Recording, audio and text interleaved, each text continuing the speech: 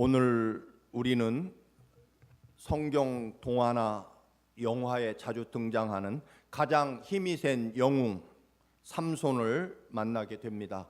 삼손이라는 이름의 뜻은 작은 태양 혹은 태양처럼 빛나는 사람이라는 그런 아름답고 빛나는 이름을 가지고 있습니다. 자식이 없었던 마노아 부부가 하나님의 음성 그리고 하나님 앞에 맹세를 합니다. 제게 아들을 주시면 나실인으로 드리겠습니다. 이 나실인이라고 하는 맹세는 죽는 날까지 아주 거룩하게 구별된 삶을 살아가겠다는 맹세입니다. 하나님의 율법을 철저하게 지키고 하나님께 영광을 돌리는 생애를 살겠다는 약속 말입니다. 그는 평생토록 포도주조차 입에 대면 안 되고 머리를 깎으면 안 되고 부정한 음식이나 시체에 접촉해도 안 되었습니다. 그렇게 나실인의 삶을 살겠다고 맹세한 삼손은 하나님의 영이 함께 하셨고 그리고 하나님의 은혜로 아주 특별한 힘을 갖게 됩니다. 맨손으로 사자를 찢어 죽일 정도로 그렇게 힘세고 용맹스러운 삼손입니다. 그런데 이 삼손에게 치명적인 문제가 하나 있습니다. 그것은 바로 유독 이방 여자를 좋아했다는 겁니다. 그것도 원수였던 블레셋 여인들을 특별히 더 좋아하게 됩니다. 결국 블레셋 여인에게 장가를 들었다가 배신을 당하게 됩니다. 원수를 갚으려고 여우 300마리를 잡아서 꼬리에 횃불을 달아서 블레셋 사람들의 밭과 과수원을 모조리 불태워 버리게 됩니다. 그러자 적어도 수천 명의 블레셋 군대가 원수를 갚으려고 유다 땅으로 쳐들어오게 됩니다. 삼손은 이때 산속 바위 틈에 숨어 있었습니다. 그러자 3,000명의 유대 사람들이 몰려와서 삼손을 체포해서 밧줄로 꽁꽁 묶어 블레셋 사람들에게 넘겨주게 됩니다. 3,000명의 군대를 모아서 블레셋과 전쟁을 하는 것이 아니라 자신들의 지도자, 사사로 부름받은 자신들의 지도자이며 정말 때로는 홀로 외롭게 블레셋과 용감하게 싸운 삼손을 자기들이 죽게 생겼다고 삼손을 체포해서 원수들에게 넘겨주는 그런 일들을 유대인들이 하게 됩니다. 꽁꽁 묶여 끌려오는 삼손을 보고 블레셋의 군대들이 환호성을 지르며 달려오게 되죠. 그때 하나님의 영과 권능이 삼손에게 임하게 되고 묶였던 밧줄이 마치 불에 탄 줄처럼 그렇게 끊어지게 되고 삼손은 곁에 있던 나귀 턱뼈를 가지고 블레셋의 군대를 단숨에 물리치고 그리고 1,000명을 죽이게 됩니다. 그리고 그는 그 자리에서 내가 나귀의 턱뼈 하나로 1,000명의 블레셋 군대를 죽였다라고 노래하고 그곳 이름을 라맛 레히 그렇게 이름을 붙이게 됩니다. 즉 턱뼈로 쌓은 산이다 그렇게 이름을 붙이게 됩니다. 그러나 그 승리의 기쁨도 잠깐이고 삼손은 그 1,000명의 블레셋 군대를 죽이느라 결국 그의 육신은 완전히 기력이 쇠하고 거기에 물이 없어서 목이 말라 죽게 됩니다. 작은 태양이라는 이름을 가진 삼손, 묶인 끈을 단숨에 끌어버리고 수천 명의 적군과 싸워 이기고 나귀 턱뼈 하나로 1,000명의 적군을 죽인 그 삼손이 마실 물이 없어서 죽어가고 있다라고 하는 것입니다. 여러분, 왜 이런 일이 일어나게 될까요? 물론 우물이 없고 마실 물이 없고 그리고 1,000명의 적군과 싸우느라 기력이 쇠진해서 그렇게 삼손은 죽어간다고 볼 수 있을 것입니다. 환경적으로는 그렇습니다. 그러나 여러분, 우리 그리스도인은요 언제나 생각하고 판단해야 될 것은 하나님의 입장과 신앙의 입장에 비추어서 늘 해석해야 된다라고 하는 것입니다. 비록 물이 없어서 목말라 죽어가는 것처럼 보이지만 영적으로는 전혀 그렇지 않다라고 하는 것입니다. 그 이유는 당연히 삼손에게 있습니다. 삼손은 말씀드린 대로 나실인으로 살겠다고 맹세한 사람이고, 그리고 특별히 사사라고 하는 이스라엘의 지도자로 부름받은 사람입니다. 여러분, 하나님의 사명자가 사명이 아닌 길로 가게 되면 자기뿐만 아니라 사실은 주변 사람들도 같이 불행해지기 마련입니다. 장인과 부인이 비극적으로 죽임을 당하게 되고 큰 전쟁이 일어납니다. 그런데 동족들이 자기 살겠다고 삼손을 붙잡아다가 적군에 넘겨주는 그런 엄청난 배신과 버림을 당하게 됩니다. 우리는 성경에 요나가 하나님의 명령과 사명을 따르지 않고 정반대편으로 가는 배를 탔다가 그 배에 있는 모든 선장을 비롯해 선원들이 요나 때문에 위험해지게 되고, 그리고 모든 재산을 다 잃어버리는 그런 결과를 초래하게 됩니다. 여러분, 우리가 하나님의 사람이라고 한다면 우리는 언제나 분명하게 하나님의 말씀의 길로 가야만 된다라고 하는 것입니다. 우리가 은혜 받은 사람이라면, 하나님의 은혜를 아는 사람이라면 끝까지 은혜의 길로 가야만 된다 하는 것입니다. 감사의 길로 걸어가야 됩니다. 중간에 내 생각과 내 환경과 내 조건에 따라 하나님이 내게 주신 은혜와 그리고 사랑을 버리고 내 입장에서 걸어갈 수 없다. 우리가 하나님의 은혜와 하나님의 생명을 받은 사람이라면 우리는 반드시 끝까지 하나님 은혜의 길로 그리고 감사의 길로 걸어가, 그래야 하나님의 사람이라는 것입니다. 하나님의 사람이 아니라면 상관없죠. 그러나 우리는 하나님 아버지께서 우리의 생명을 주관하시고 이 우주 만물의 주인이시라고 고백합니다. 뿐만 아니라 우리를 어떻게 살리셨습니까? 하나님 아버지께서 아들 예수 그리스도를 십자가에 우리 살리려고 죽게 하시고 그 모든 보혈의 피를 쏟아 우리를 살려내신, 즉 하나님의 아들의 생명으로 우리가 살아난 사람들이기 때문에 우리는 영원토록 끝까지 무슨 일이 있어도 하나님이 주신 말씀과 사명의 길로 가야만 됩니다. 그렇지 않으면 큰일 납니다, 여러분. 왜? 우리는 하나님 사람이기 때문입니다. 14절을 우리가 잠깐 보겠습니다. 14절 말씀. 삼손이 레히의 이름에 블레셋 사람들이 그에게로 마주 나아가며 소리 지를 때 여호와의 영이 삼손에게 갑자기 임하심에, 다음 15절입니다. 삼손이 나귀의 새 턱뼈를 보고 손을 내밀어 집어들고 그것으로 1000명을 죽이고, 16절입니다. 이르되 나귀의 턱뼈로 한 더미 두 더미를 쌓았으며 나귀의 턱뼈로 내가 1000명을 죽였도다 하니라. 14절에 분명히 말씀합니다. 하나님의 영이, 여호와의 성령이, 다른 말로 하면 하나님의 권세와 능력이 삼손에게 임했다. 그래서 묶인 끈이 풀리고 그리고 1000명을 죽일 수 있는 능력을 받게 됐다라고 분명히 이야기합니다. 그런데요, 16절에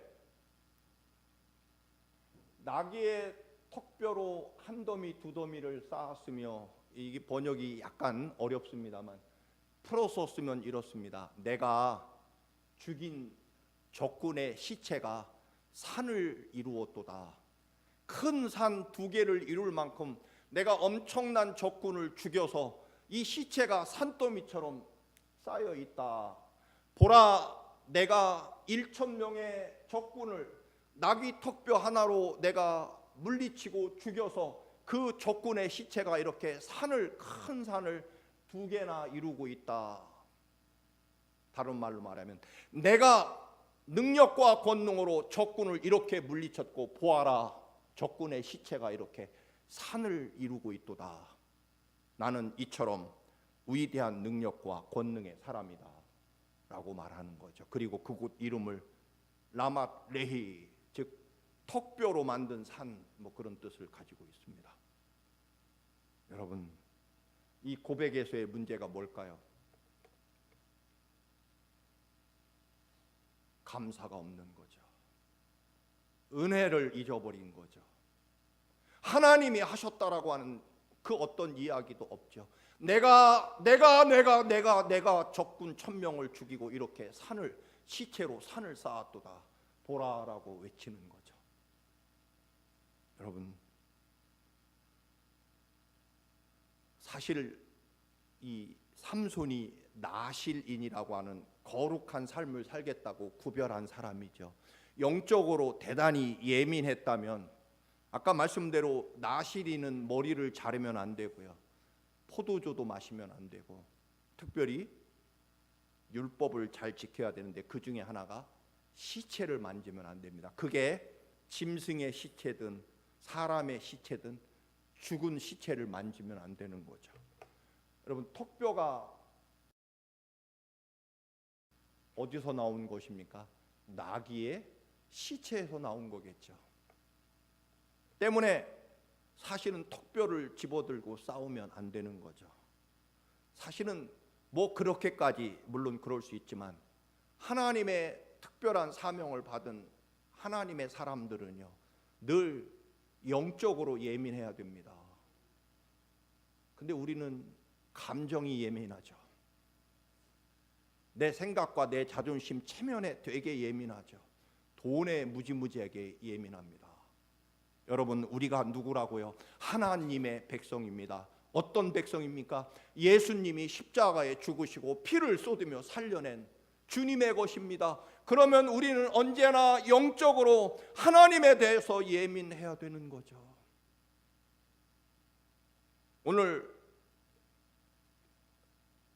삼손은요, 결국 하나님의 영이 함께해서 이런 위대한 승리를 거두었지만, 결과적으로는 결국 내가 위대한 사람이다라고 하는 것을 이야기합니다.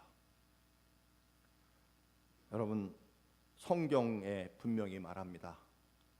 교만은 패망의 선봉이고 거만한 마음은 넘어짐의 앞잡이니라.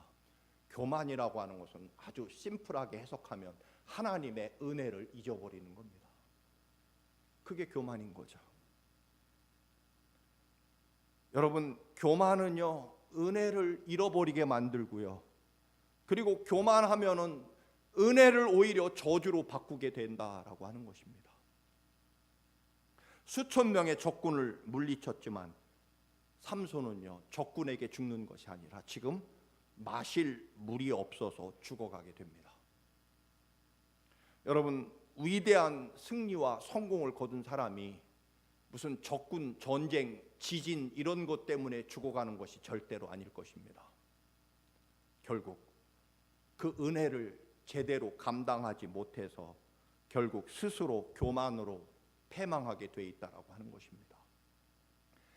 어느 날 비행기 한 대, 다 고물 비행기 한 대로 비행기 회사를 차렸던 대한항공, 지금은 전 세계 10대 항공사로, 어마어마한 항공사로 발전했지만, 그 항공사가 결국 무슨 경제 여건이 대단히 나빠지고 또는 전쟁이 일어나서 대한항공이 망하게 생긴 것이 아니죠.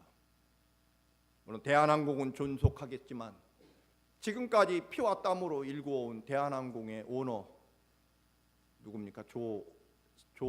그분의 일가는 결국 무슨 엄청난 경제 위기 때문에 망하게 된 것이 아니죠. 물 한 컵 잘못 집어 던져서 오늘 아침 신문에 기사를 보니까 앞으로 대한항공 비행기의 그 회장과 두 딸은, 그 부인은 오히려 타지 못할 일이 발생할 것이다라고 하는 예상이 있습니다. 왜 그럴까요? 그들도 감사를 잊어버린 거죠. 국가와 민족에 대한 은혜를 잊어버린 겁니다. 누가 뭐라고 해도요, 물론 경영자의 뛰어난 능력이 있겠지만 한국의 재벌들은요, 수십 년 동안 국가의 철저한 보호 아래 대한민국 사람은 무조건 현대차를 사야 되고 삼성 TV를 꼭 사야만 되었고 꼭 대한항공 비행기만 타야만 되는 시절이 그렇게 국가가 집중적으로 국민의 세금과 온 국민들이 도와주어서 이 회사를 이루었다라고 하는 감사가 한켠에 분명히 있어야 되는 거죠. 그것을 잃어버리고 시대가 변한 줄도 모르고 종업원들을 머슴처럼 종처럼 부리는 그런 사고를 버리지 못해서 결국 물 한 컵 잘못 던진 것으로 인해서 땅콩 하나 잘못 던진 것으로 인해서 그 어마어마한 회사를 빼앗기게 생긴 그런 일이 지금 벌어지고 있는 거죠.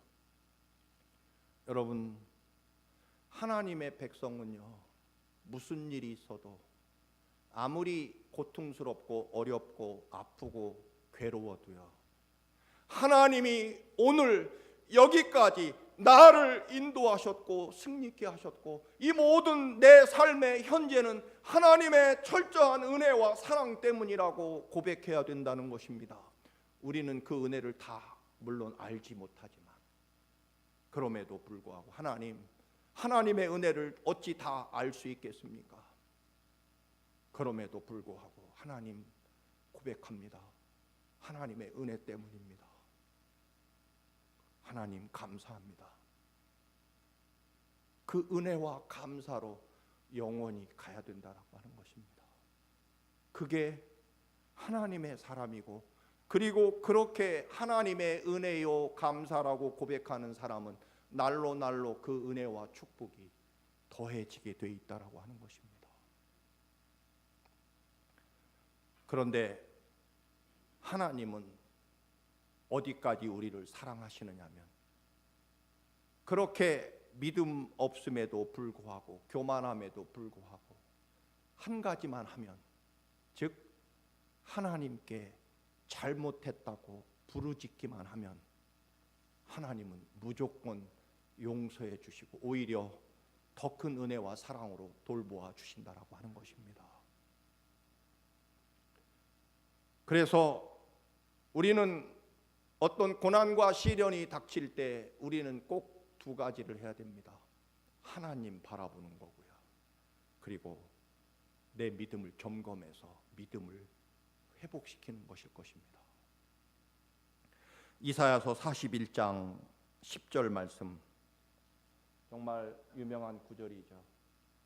같이 읽습니다. 시작. 두려워하지 말라, 내가 너와 함께함이라.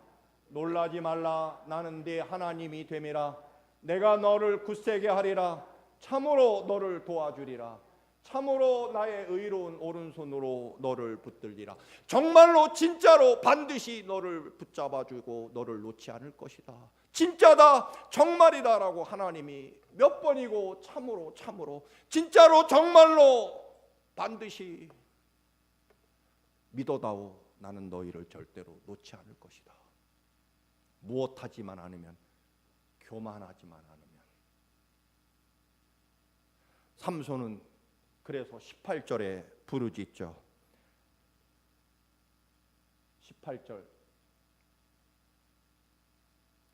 삼손이 심히 목이 말라 여호와께 부르짖습니다. 이르되 주께서 종의 손을 통하여 이 큰 구원을 베푸셨사오나. 고백이 달라졌죠. 누가 하셨다고 고백합니까? 주께서 종의 손을 통하여 이 큰 구원을 베푸셨습니다라고 고백합니다. 때로는 고난이 하나님의 더 큰 사랑을 알게 하고 회복시켜 주십니다. 삼손은 하나님 앞에 부르짖는 것과요, 그리고 하나님이 이 모든 일을 하셨습니다라고 기도를 바꾸게 됩니다. 자신의 공로와 능력으로 산더미처럼 쌓은 시체의 산, 그래서 라맛 레히라고 턱뼈로 내가 만든 산, 시체의 산이라고 자랑하던 그 높은 곳이 아니라 우묵하게 파인 아주 낮은 그 웅덩이에서 하나님이 솟구쳐 오르게 하시는 생수로 삼손은 다시 회복하고 살아나게 됩니다. 여러분, 하나님의 은혜와 믿음이 회복되기를 원하십니까? 두 가지를 하셔야 됩니다. 부르짖고 하나님의 은혜였는데 잊어버렸습니다. 주님의 도우심과 인도하심이었는데 잊어버렸습니다. 하나님의 은혜입니다라고 고백할 때 그 눈물이 웅덩이에 떨어져 생수로 솟구쳐 오르게 된다라고 하는 것입니다. 우리는 히스기야 왕이 참으로 위대한 왕이고 적군을 물리쳤지만 하나님이 그가 교만해지기 시작하자 히스기야야, 이사야 선지자를 통해서 선포하시죠. 히스기야야, 너는 반드시 정령 죽을 것이다. 혹시 살 것이라는 희망도 아예 꿈도 꾸지 마라. 너는 반드시 죽을 것이고 남은 시간 인생 정리나 잘하거라. 너는 반드시 죽을 것이다. 하나님이 그렇게 무섭게 단호하게 선포하십니다. 하나님이 그토록 선포하시면 끝난 거죠. 그런데 어떻게 합니까? 히스기야는 하나님이 너는 완전히 끝났다. 어떤 꿈도 꾸고 희망도 갖지 말아라. 진짜로 너는 이제 진짜 정말 죽는다라고 하나님이 선포하셨음에도 그는 상관없이 성전으로 들어가 벽을 보고 하염없이 눈물을 쏟죠. 하나님이 뭐라고 대답하십니까? 너의 공로와 너의 훌륭함 때문에 내가 너를 살려주는 것이 아니라 너의 떨어진 흘린 눈물 때문에 내가 너를 15년 수명을 더 연장시켜 주겠다. 하나님이 선언하신 그 위대한 선언을 바꾸시기까지 합니다. 무엇으로요? 눈물로. 우리의 갈급함과 고난과 시련과 아픔을 회복시키는 것은 하나님 앞에 떨어진 눈물 한 방울이 움푹 패어진 그 낮은 곳에 웅덩이에 떨어져서 거기서 폭포수와 같은 생명수가 솟구쳐 오른다라고 하는 것입니다. 여러분, 하나님의 은혜와 축복을 회복하기를 원합니까? 그러면 십자가 앞에 떨어뜨린 여러분의 눈물 한 방울이 있어야 된다는 것입니다. 부르짖는 눈물. 잘못했습니다. 하나님의 은혜를 잊어버렸습니다.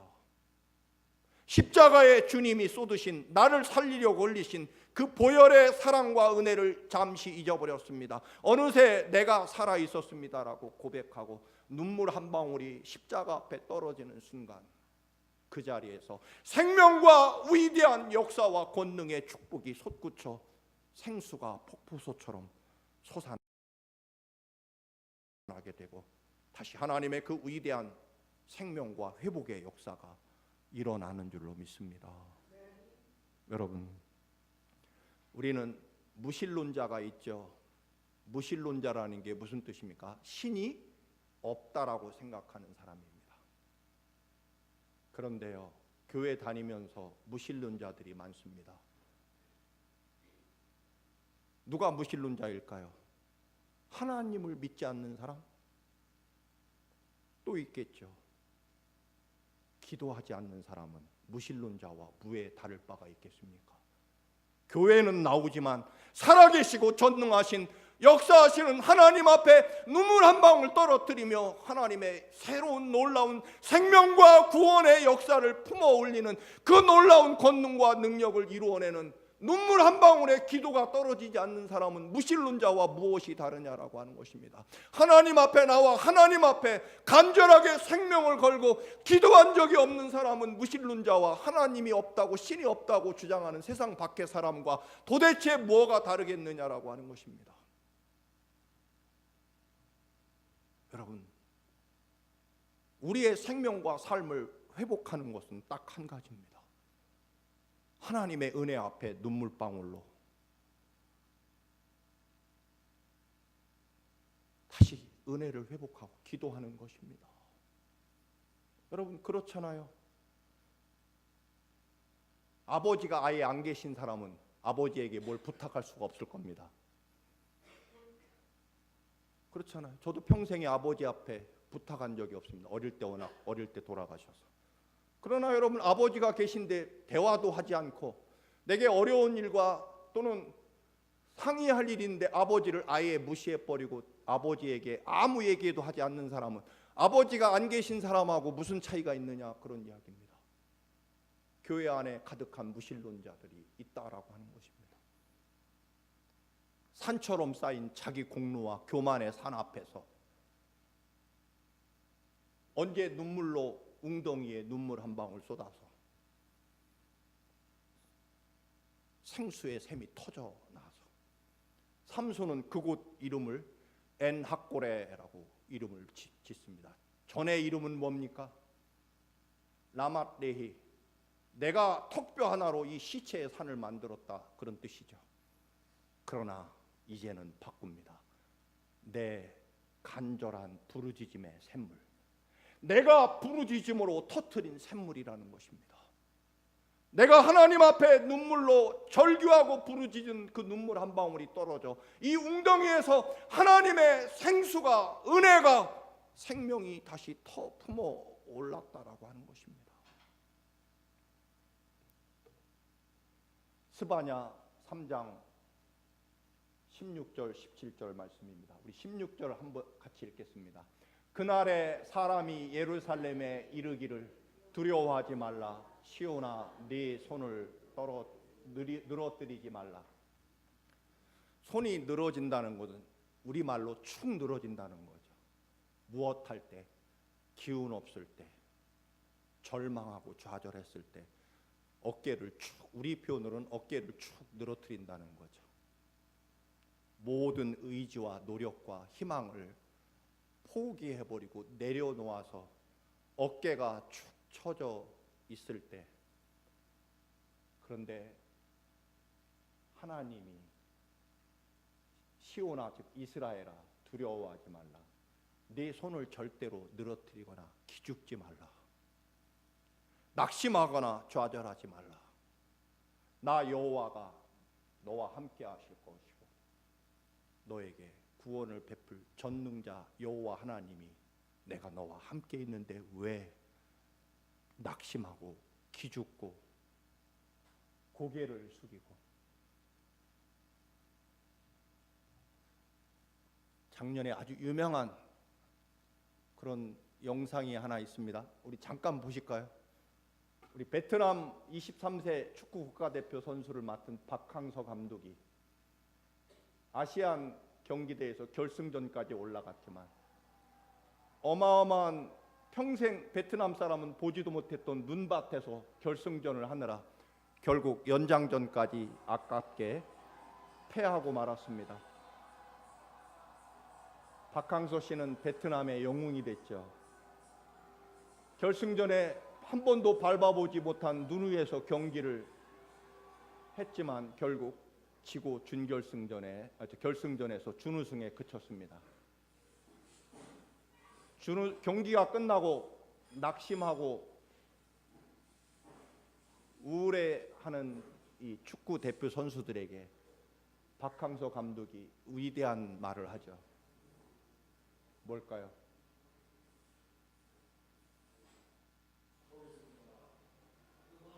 고개 숙이지 마라. 우리는 최선을 다했고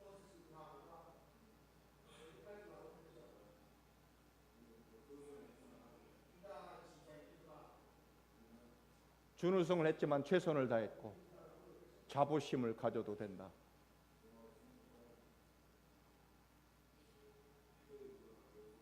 그리고 몇 번이나 고개를 숙이지 마라.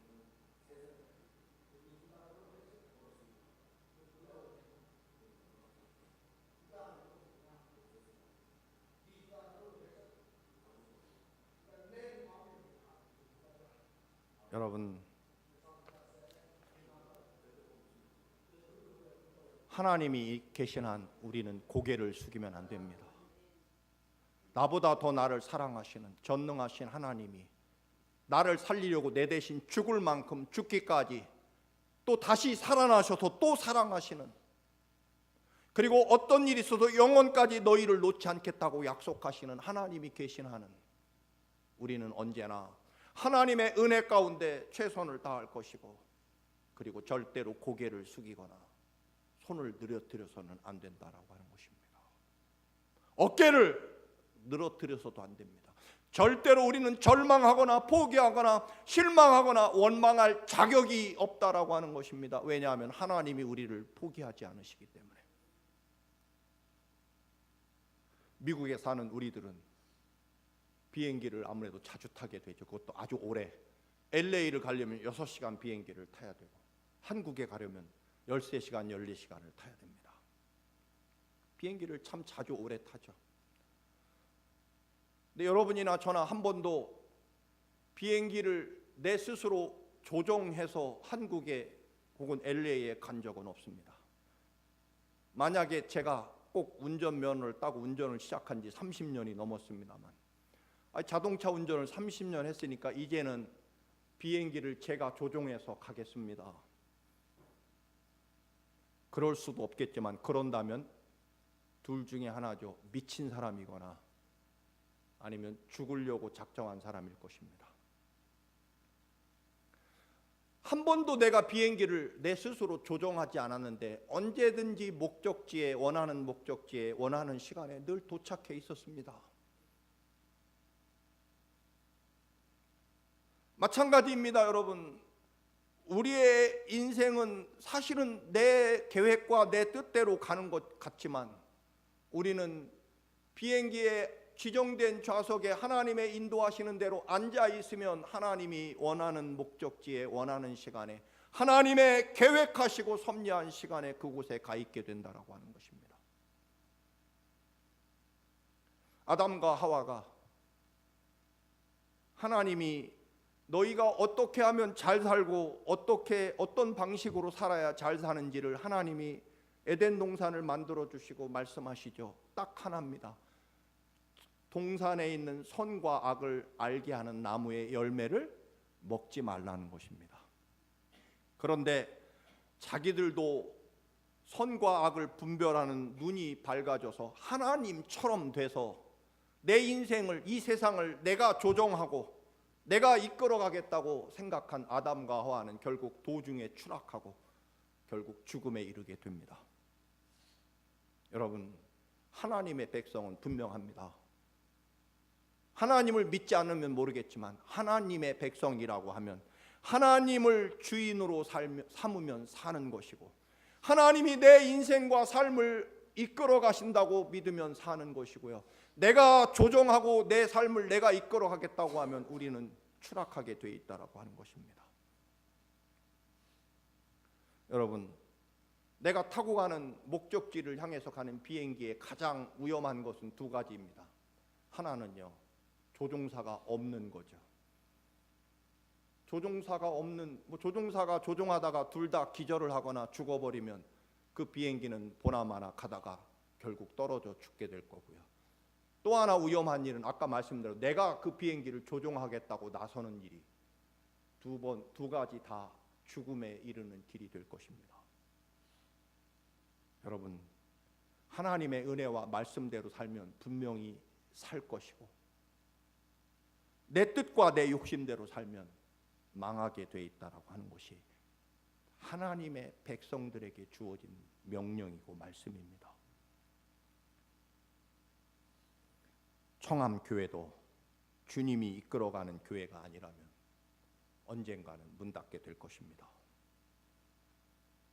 우리 인생이 불행으로 치닫는 가장 중요한, 아니 유일한 이유는 하나입니다. 나보다 더 나를 사랑하시는 하나님께 내 삶을 온전히 드리고 맡기지 않는 거죠. 그리고 그 은혜를 상실해 버리는 것일 것입니다. 결국 내 뜻과 내 욕심대로 내 인생을 조정하겠다고 하는 것이기 때문입니다.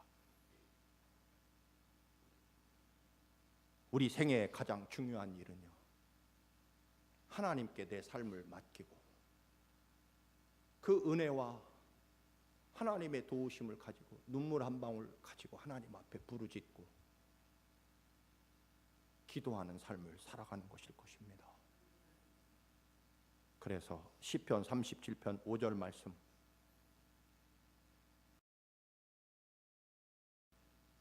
같이 봉독합니다. 너의 길을 여호와께 맡기라. 저를 의지하면 저가 이루시고 내 의를 빛같이 나타내시며 내 공의를 정오의 빛같이 하시리라. 아멘. 에나골에 내가 턱뼈로 이룬 그 높은 산이 아니라 내 마지막 부르짖음, 눈물 한 방울로 그 움푹한 웅덩이에서 생수가 솟구쳐 강같이 하나님의 은혜가 흐르러 다시 여러분의 삶에 위대한 하나님의 역사와 생명이 회복되시기를. 그래서 여러분이 라맛 레히 그곳 이름을 언제나 부르짖는 자의 샘물이라는 생명수를 만들어내는 여러분의 믿음이 되시기를 주님의 이름으로 축원합니다.